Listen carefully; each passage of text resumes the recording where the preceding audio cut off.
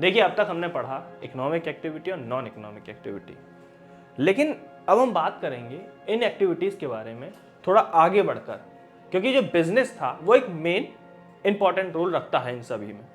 तो अब हमारा मुद्दा होगा कि क्लासिफिकेशन करने वाले हैं कि इसमें बिजनेस एक्टिविटीज़ के बारे में। देखिए, ये दूसरी बार एक्टिविटी वर्ड आ रहा है। पहली बार जब आया था तो सिर्फ एक्टिविटीज़ के लिए आया था, और दूसरी बार आ रहा है तो बिजनेस एक्टिविटीज़ के लिए आ रहा है, जिसमें पहला पॉइंट हमको मिलेगा इंडस्ट्री और दूसरा पॉइंट मिलेगा कॉमर्स। आज हम बात करने वाले हैं इंडस्ट्री के बारे में कि देखिए इंडस्ट्री क्या होता है।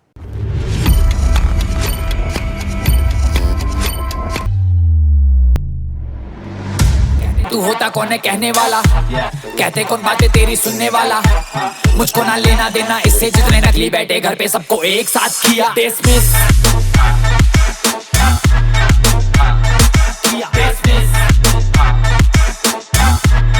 सबको एक साथ किया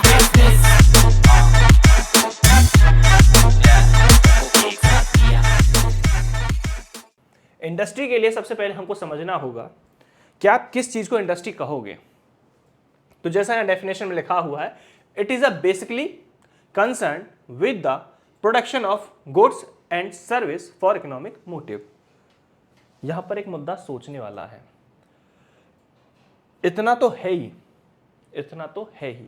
इसके बाद अगर मैं थोड़ा सा और जानने की कोशिश करूं तो इकोनॉमिक एक्टिविटी जो हम कर रहे थे, अगर वो हम लार्ज स्केल पर करें, कहां पर? लार्ज स्केल पर, और जिसकी वजह से एक छोटी छोटी जो ऑर्गेनाइजेशन है या छोटी छोटी जो एंटिटीज हैं वो हमसे जुड़कर हमारे साथ मार्केट में एक समन्वय, मतलब एक साथ में संबंध बनाकर बैठी हैं, मतलब हमारे ऊपर इम्पैक्ट आने की वजह से उनके ऊपर इम्पैक्ट आएगा। लेट्स सपोज अगर मैं बात करूं टाटा समूह में नमक की इंडस्ट्री की बात करूं, केमिकल इंडस्ट्री, टाटा समूह में केमिकल के प्राइस बढ़ते हैं तो नीचे लोअर लेवल के मार्केट में भी केमिकल के प्राइस बढ़ने लग जाएंगे। समझ में आया आपको? नहीं आया तो और थोड़ा गहराई से बात करें। ऑटोमोबाइल इंडस्ट्री की बात करें, जहां पर गाड़ियां, बाइक जैसी चीजें बनती हैं, तो गाड़ियां और बाइक जो है क्या एक तरीके से बन जाती हैं? उसमें हजारों छोटे छोटे पार्टिकल्स और छोटे छोटे क्या है इक्विपमेंट लगते हैं। सबसे बड़ी बात, छोटे छोटे मटेरियल को अरेंज करने के लिए आपको लोकल वेंडर पे भी अटैच होना पड़ेगा और साथ में बड़े वेंडर के साथ भी अटैच होना पड़ेगा। तो इंडस्ट्री क्या है? छोटी छोटी एंटिटीज का एक बहुत बड़ा समूह जब बन जाता है और उन सबको क्या करता है? कंट्रोल करता है, तो उसे क्या कहते हैं? हम इंडस्ट्री कहते हैं। मोटिव सबका एक ही है, यहां पर भी प्रॉफिट कमाना। इतनी बात समझ में आई कि नहीं आई? जैसे आपने नोटिस किया होगा, रिलायंस इंडस्ट्रीज बोला जाता है, टाटा इंडस्ट्रीज बोला जाता है। आपने छोटे मोटे जो व्यापारी होते हैं सेम काम कर रहे हैं, लेकिन वो इंडस्ट्रीज में नहीं आते हैं। वो फर्म बोलेंगे, अपने आप को प्रोप्राइटर बोलते हैं, कंपनी बोलते हैं, लेकिन एक इंडस्ट्री नहीं बोलते हैं। क्यों? क्योंकि इंडस्ट्री क्या है? बहुत सारी कंपनीज का एक समूह बनाकर क्रिएट किया जाता है। जैसे अगर उन्हें गाड़ी बनानी है टाटा समूह को, तो टाटा क्या करेगा? अकेला नहीं बना सकता है गाड़ी को, तो वो क्या करेगा? छोटी छोटी इंडस्ट्रीज से सामान उठाएगा। लेकिन टाटा की अगर प्राइस में इन्फ्लेशन या डिफ्लेशन आएगा, प्राइस बढ़ेंगे या घटेंगे, तो नीचे भी मार्केट पर उसका इंपैक्ट दिखेगा। समझ में आया कि नहीं आया? अगर वो गाड़ियों का प्राइस बढ़ा देते तो नीचे वाले अपने माल देने से बढ़ा देंगे, तभी तो प्राइस ऊपर बढ़ेगा। तो इन दोनों में आपस में कहीं ना कहीं रिलेशन होता है। चलिए, इतनी बात समझ में आने के बाद हम बात करते हैं आगे। अगला पॉइंट है कि कितने टाइप की इंडस्ट्रीज होती हैं। अब इंडस्ट्रीज कई प्रकार की होती हैं।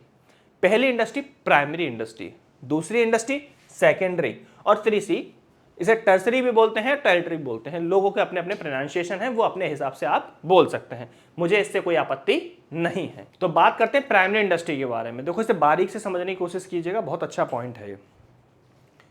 प्राइमरी इंडस्ट्री क्या होती है?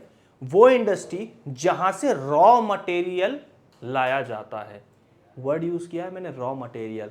जैसे अगर आपको आटा बनाना है तो सबसे पहले आपको गेहूं की रिक्वायरमेंट पड़ेगी, और गेहूं बेचना है तब भी आपको गेहूं की रिक्वायरमेंट पड़ेगी। आटा बनाकर आपको रोटी बनानी है, पराठा बनाना है, कुछ भी बनाना है, और फिर उसका व्यापार करना है, पिज्जा वीजा बनाकर बेचना है, तब भी आपको गेहूं की रिक्वायरमेंट पड़ेगी। और वो गेहूं कहाँ होगा? खेतों में होगा। मतलब प्राइमरी इंडस्ट्री जो होती है, मैं अगर सिंपल भाषा में समझाने की कोशिश करूं तो वो कहते हैं ना कि जमीन से जुड़ा हुआ आदमी, तो प्राइमरी इंडस्ट्री कैसी है? बिल्कुल जमीन से जुड़ी हुई है, जहां पर अल्टीमेटली क्या है ना, रॉ मटेरियल हमको मिलता है। चाहे जमीन से एक्सट्रैक्शन करना हो, या गाय भैंस का दूध हो, या भैया क्या है, फसल हो, ये कौन सी इंडस्ट्री में आती है, प्राइमरी इंडस्ट्री, जो क्या है बिल्कुल रॉ मटेरियल अपने को देती हैं। और रॉ मटेरियल अगर अपने पास नहीं होगा तो हम उसे फिनिश नहीं कर पाएंगे, अगर फिनिश नहीं कर पाएंगे तो भैया सीधी सी बात है हम आगे उसे बेच नहीं पाएंगे। तो रॉ मटेरियल को निकालना ये प्राइमरी इंडस्ट्री है। और इसको भैया देखो बताऊं, आपने गेहूं निकाल लिया, अब इसको थ्रेशर से साफ करना, बढ़िया तरीके से पीसना, ये काम कौन करेगा, आपकी सेकेंडरी इंडस्ट्री। और इसके बाद इसको बेचना, ये काम कौन सी करेगी, आपको टर्शियरी इंडस्ट्री। बहुत समझ में आने वाली बात है, बहुत अच्छी बात है। इतनी बात समझ में आई कि नहीं आई? सर ये पढ़ा रहे हो? देखो मैं ये पढ़ा रहा हूं, लेकिन आपको मैं एक सिंपल सी बता रहा हूं कि कहां पर आपको सोचना है। अब आप सिंपल सा एग्जाम्पल दिमाग में रखिए, गेहूं को लेकर ठीक है, मैं समझ रहा हूं तुम्हारी सोच बहुत अनोखी है एकदम। आगे बढ़िए जरा, देखिए इसमें आपको पहला पॉइंट मिलेगा एक्सट्रैक्टिव इंडस्ट्री। इसमें आप क्या करेंगे, अल्टीमेटली आप रॉ मटेरियल निकालोगे। कहां से निकालोगे, जमीन से निकालोगे, या खदानों से निकालोगे, या पहाड़ों से निकालोगे। मतलब जमीन से जुड़ा हुआ आदमी है और जमीन से चीजें निकाल रहा है। आपने वो एकदम निकाल के बढ़िया ट्रकों में लोड करके भेज दिया। जैसे ही आपने कभी नोटिस किया होगा, आपने कोयले की अगर वो देखी हो, माइनिंग देखी हो, या केजीएफ का एग्जांपल मैं ले लूं, सबसे सिंपल बढ़िया रहेगा। केजीएफ में आप देखिए लाइमस्टोन से क्या निकालते हैं, वो एलॉय निकालते हैं। उस एलॉय मतलब लोहे में, उसमें लाइमस्टोन के ऊपर लोहा, वो सॉरी सोना जो है, उसमें सोना ही सोना चिपका रहता है और उसको क्या किया जाता है, फिर मेल्ट किया जाता है, फिर बेचा जाता है। समझ पा रहे हो मेरी बात? तो जो एक्सट्रैक्ट करना है, किससे, लाइमस्टोन को निकालना है, कहां से, पहाड़ों से, खदानों से। ये प्राइमरी इंडस्ट्री का पार्ट है। और इस इंडस्ट्री को क्या बोलते हैं अपन, एक्सट्रैक्टिव इंडस्ट्री बोलते हैं, जहां खदानों से मामला निकाला जाएगा या जमीन से निकाला जाएगा। चलो बात करते हैं जेनेटिक इंडस्ट्रीज के बारे में। देखिए हमने बात कर ली जमीन से, खदानों से, या जमीन के ऊपर से हमने अल्टीमेटली नेचुरल रिसोर्स को निकाल लिया। लेकिन जमीन के ऊपर रहने वाले पशु पक्षी भी होते हैं, प्लांट भी होते हैं, क्या उनसे भी हम कुछ रॉ मटेरियल ले सकते हैं? बिल्कुल ले सकते हैं। जैसे गाय भैंस से क्या ले सकते हैं, दूध ले सकते हैं। प्लांट से क्या ले सकते हैं, बहुत सारी चीजें हैं। जैसे हमने प्लांट की छाल से अपन ने जो है पेपर बनाना शुरू किया, दवाइयां बनाना शुरू किया। ये क्या हुआ, अल्टीमेटली जो जेनेटिकल आपसे लेते हैं, को सिंपल समझने की कोशिश कीजिए, नेचुरल पर्सन है। कौन से हैं, नेचुरल पर्सन है। और नेचुरल पर्सनैलिटी कौन सी है, तो जो सांस ले सकती है, जो जमीन पे जिंदा रहती है, उससे जब आप कोई रॉ मटेरियल लेते हो तो वो जेनेटिकल इंडस्ट्री में चला जाएगा। और क्या बात कर रहे हैं, जब बिल्कुल नेचुरल नहीं है, डाइट कंडीशन है, पत्थर डाइट कंडीशन है ना, वहां से आप एक्सट्रैक्ट कर रहे हो तो एक्सट्रैक्टिव उसमें चला जाएगा, इंडस्ट्री में। समझ में आया? चलिए अब अगला चीज समझने की कोशिश करते हैं बहुत आराम से। सेकेंड इंडस्ट्रीज की बात करते हैं। आपने रॉ मटेरियल तो क्या कर लिया, एक्सट्रैक्ट कर लिया। अब एक बात बताइए कि आप मार्केट में गोल्ड खरीदने जाते हैं तो आपको क्या लगता है कि गोल्ड जो है क्या वो ऐसा ही मिलता है जैसे एक नेकलेस बना हुआ है या रिंग बनी हुई है, क्या जमीन से ऐसा ही निकलता है? हाँ सर, हमारे यहाँ कुआं में जो है ना, गढ़ा हुआ मटके में निकला था। यार तुम एकदम अलग ही सोचते हो। मैं उसकी बात नहीं कर रहा हूँ, मैं बात कर रहा हूँ एलॉय की। जो एलॉय होता है अल्टीमेटली कई सारी धातुओं का मिश्रण होता है, उन सबको अलग अलग टेम्परेचर पर क्या है, पिघलाया जाता है, वहां से फिर क्या एक्सट्रैक्शन होना शुरू होता है। समझ रहे हो? उस एलॉय से गोल्ड अलग निकल जाएगा, सिल्वर अलग निकल जाएगा, आयरन अलग निकल जाएगा। मतलब मैं कहूँ ना, जिसमें सोना होता है ना, उसी में लोहा भी होता है। बस पिघलाने वाले में देखना है कि कितनी ताकत है, कि कौन से समय पे क्या पिघलाना है। समझ में आया कि नहीं आया? जैसे अगर मैं बात करूं, आपने काला तेल सुना होगा, कच्चा तेल सुना होगा, जिसे कहते हैं, सुना है कि नहीं सुना है? उसे सोना भी कहते हैं, उसे काला कुआ सोना भी कहते हैं। जो गल्फ कंट्रीज में पाए जाने वाला ऑयल होता है, वो क्या होता है, बहुत क्रूड ऑयल जिसे कहते हैं, सिंपली भाषा में कहूं तो क्रूड ऑयल को क्या किया जाता है, अलग अलग पॉइंट पे हीट किया जाता है, फिर उससे क्या है, वो एक्सट्रैक्शन होना शुरू होता है। पेट्रोल, डीजल और केरोसिन और बहुत सारी चीजें उसमें निकलना शुरू होती है। मतलब ये समझ लीजिए कि जिससे पेट्रोल निकलता है ना, उसी से डीजल भी निकलता है, उसी से मट्टी का तेल भी निकलता है, उसी से वो जो तारकोल होता है ना, जो रोड पे बनता है, जो रोड बनाने के बहुत सारे उसमें से प्रोडक्ट निकलते हैं। समझ में आया कि नहीं आया? क्यों अब उसे कहते हैं काला सोना? बहुत सुंदर सर, उसी से निकलता है कि आपको कैसे पता? हमारे यहाँ है एक ऐसी रिफाइनरी, सर्च कीजिएगा, मथुरा रिफाइनरी मिल जाएगी आपको। जरा देखिए, ये दो प्रकार से हुई है। एक होती है मैन्युफैक्चरिंग इंडस्ट्री, जिसके कुछ पार्ट हैं आपको मिलेंगे यहाँ पर, और उससे अगली जो इंडस्ट्री आपको मिलेगी वो आपको मिलेगी यहाँ पर थोड़ा सा मैं आगे आने की कोशिश करूं, कंस्ट्रक्शन इंडस्ट्रीज। समझ में आया? मैन्युफैक्चरिंग कौन सी होती है? कुछ इंडस्ट्रीज में क्या होता है, जैसे प्रोडक्शन आपने कर लिया, आपने रॉ मटेरियल निकाल लिया, आपने एक्सट्रैक्ट कर लिया, अब उसे आप क्या करोगे, उसको फिनिश गुड्स में कन्वर्ट करने की कोशिश करोगे। अब जरा यहां से एक पॉइंट समझने की कोशिश कीजिएगा जो आपको बहुत ज्यादा जोड़ता हुआ चलेगा।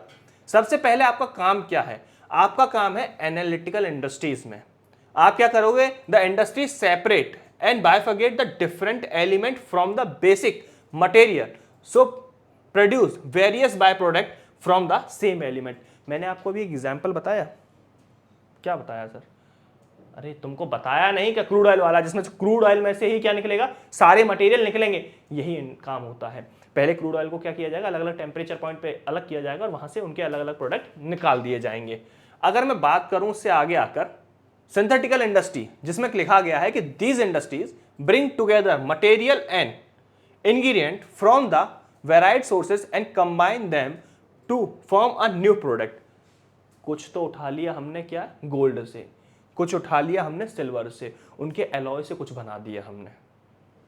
सर ऐसा कुछ बन सकता है क्या? ऐसे एग्जाम्पल तुम मुझे बताओ जरा, क्योंकि मेरे दिमाग में तो भैया कोई आ नहीं रहा है। कमेंट खुला हुआ है, कमेंट बॉक्स, कमेंट आप कर दीजिए, हमको एग्जाम्पल बता दीजिए जिसमें एक या एक से अधिक प्रोडक्ट को, एक मतलब दो बात कर रहे हैं, दो या दो से अधिक प्रोडक्ट को मिलाया गया है, तीसरा प्रोडक्ट बनाया गया है और जो हमारे यूजफुल भी है। हालांकि मैं जानता हूं ऐसे कुछ, लेकिन मैं फिर भी चाहूंगा कि आप कमेंट बॉक्स में हमको कमेंट कर दें।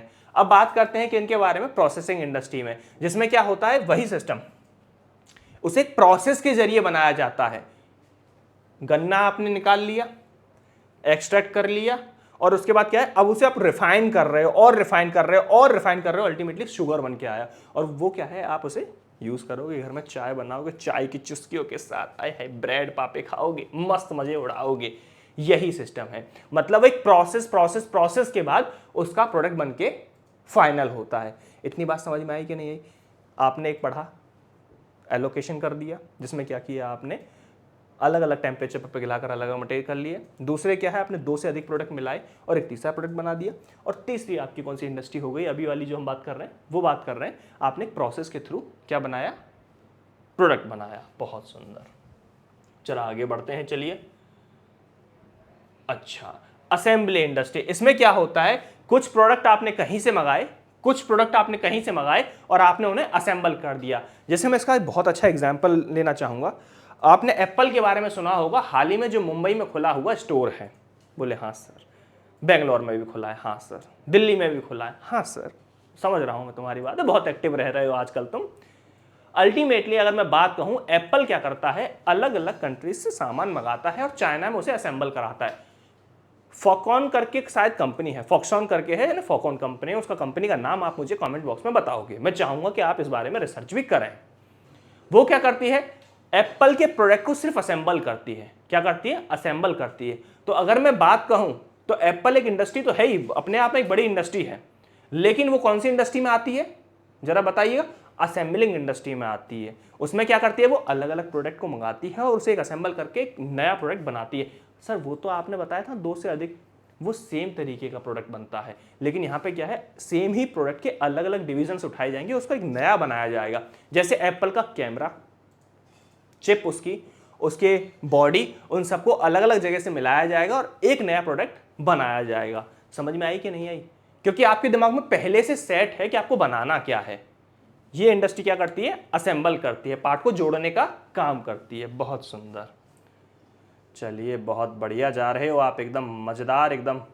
अब बात करते हैं कंस्ट्रक्शन इंडस्ट्री में, जिसमें सिंपल सी बात है, डैम बनाना, बिल्डिंग बनाना, मतलब कुल मिलाकर इंफ्रास्ट्रक्चर को डेवलप करने वाली इंडस्ट्री को हम क्या कहेंगे, कंस्ट्रक्शन इंडस्ट्रीज कहेंगे। ये जो है बहुत मेजर पार्ट है और इसके ऊपर ही निर्भर करता है कि देश की ग्रोथ कितनी हो रही है। क्योंकि जितने ज़्यादा पुल बनेंगे, जितने ज़्यादा ब्रिजेस बनेंगे, जितने ज़्यादा एयरपोर्ट्स बनेंगे, जितनी ज़्यादा बिल्डिंग्स बनेंगी, उतना ज़्यादा वहाँ अल्टीमेटली लोग जाएंगे काम करने के लिए, रहने के लिए, और उतनी ज़्यादा ग्रोथ उनकी होगी। बहुत बढ़िया, बहुत बढ़िया। अगला पॉइंट देखते हैं, टेक्सटाइल इंडस्ट्री। ये इंडस्ट्री क्या होती है, जरा समझिए। जहां प्राइमरी का काम खत्म होता है वहां सेकेंडरी का काम शुरू होता है। रॉ मटेरियल प्राइमरी का काम है निकालना और सेकेंडरी का काम है उसको जोड़ना। जहां सेकेंडरी का काम खत्म होता है, टर्शियरी का काम होता है। आपने प्रोडक्ट बना लिया, आपने असेंबल कर लिया, आपने आईफोन जो है असेंबल करके आईफोन 14 बढ़िया कर लिया, अब आपको उसको बेचना पड़ेगा। अगर बेचोगे नहीं तो रेवेन्यू जनरेट नहीं होगा, रेवेन्यू जनरेट नहीं होगा तो अल्टीमेटली आप जो है एक पॉइंट पर स्टक हो जाओगे। अगर आपको फ्लो में घूमना है तो आपको प्रोडक्ट बनाना है, वो बेचना है, फिर रॉ मटेरियल खरीदना है, फिर बनाना है, फिर बेचना है। ये प्रोसेस आपको फॉलो करना पड़ेगा, जो कि हम अब तक पढ़ते आ रहे हैं। तो टर्शियरी इंडस्ट्री क्या करती है, वो जो है आपका जो प्रोडक्ट बनके तैयार हुआ है उस प्रोडक्ट को उस प्रोडक्ट को बेचने का, खरीदने का या उसको आगे पहुंचाने का काम करती है। समझ में आया कि नहीं? जरा एक बार पढ़ लें इसे एक बार। These industry provide support service to primary industry और secondary industry so that they can perform their work without any. बताइए जल्दी जल्दी बताइए हमको, जल्दी जल्दी। समझ में आया कि नहीं आया? कारण यह है कि हमारे दिमाग में एक पॉइंट हमेशा से बना रहता है कि कोई भी इंडस्ट्री किसी के ऊपर डिपेंडेंट नहीं है। जैसे बहुत से लोग ये भी बोलते हैं कि समझिए कोशिश कीजिएगा कि हम तुम्हारे ऊपर डिपेंडेंट थोड़ी हैं, हम क्यों डिसीजन लें, हमारी मर्जी। तो चलिए बात करते हैं टर्शियरी इंडस्ट्रीज के बारे में। सिंपल सी अगर मैं बात कहूँ कि जो प्राइमरी इंडस्ट्री से आप सेकेंडरी इंडस्ट्री पे आए और सेकेंडरी इंडस्ट्री पे आ गए, आगे क्या? आपने रॉ मटेरियल निकाल लिया, उसको बना लिया, आगे क्या? ये क्या का जवाब देती है टर्शियरी इंडस्ट्री। बोले अगर आप कोई प्रोडक्ट बनाओगे और उसे बेचोगे नहीं तो पैसा आएगा नहीं, और पैसा नहीं आएगा तो अगली बार आप रॉ मटेरियल खरीद नहीं पाओगे, और रॉ मटेरियल खरीद नहीं पाओगे तो आप आगे ग्रोथ नहीं कर पाओगे, आप अगली ही बार में बंद हो जाओगे। तो अगर मैं बात कहूं सिंपली लैंग्वेज में, प्राइमरी इंडस्ट्री और सेकेंडरी इंडस्ट्री को ग्रोथ देने के लिए, उन दोनों को चलाने के लिए, उन दोनों को जोड़ के रखने के लिए इस इंडस्ट्री का सबसे बड़ा रोल रहता है। जरा एक बार पढ़ लें हम। तो this industry provide the support service to primary industry and secondary industry. अच्छा एक बात और बताऊं मैं आपको, जरा समझिएगा। प्राइमरी इंडस्ट्री में चाहे लेबर चाहिए या सेकेंडरी इंडस्ट्री में चाहिए, प्राइमरी इंडस्ट्री में चाहे मशीनरी चाहिए या उनको अल्टीमेटली चलाने के लिए हमको क्या चाहिए, एक्सपर्ट लोग चाहिए, चाहे वो सेकेंडरी इंडस्ट्री में चाहिए, इन दोनों इंडस्ट्रीज के लिए जो कनेक्शन देती है वो कनेक्शन ही जो है थर्ड इंडस्ट्री यानी टर्शियरी इंडस्ट्री है। यहाँ तक सारी बात अगर आपको समझ में आ गई हो तो मुझे अच्छा लग रहा है कि आप और हम जुड़े हुए हैं यहाँ तक। और क्योंकि आप मेरे साथ जुड़े हुए हैं इसीलिए मैं आपको अभी बताना चाहूँगा कि जो अंत तक हमारे साथ आए हैं उनके लिए एक स्पेशल ऑफर है। ऑफर ये है कि आप बैठिए, 8 बजे हम आपको लाइव मिलेंगे आपकी चर्चाओं के साथ, और चर्चाएं होंगी आपके और हमारे बीच बहुत प्यार से। आप क्वेश्चंस पूछिएगा, हम उनके आंसर देंगे। लाइव इंस्ट्रक्शन होगा, इंस्ट्रक्शन नहीं होता सर, वो इंटरेक्शन होता है। तुम समझ गए ना? तो इसका मतलब तुम अभी भी बैठे हुए हो, अभी तुम गए नहीं हो। और चिंता ना करो, इसकी डिटेल आपको जो है डिस्क्रिप्शन में लिंक के थ्रू मिल जाएगी।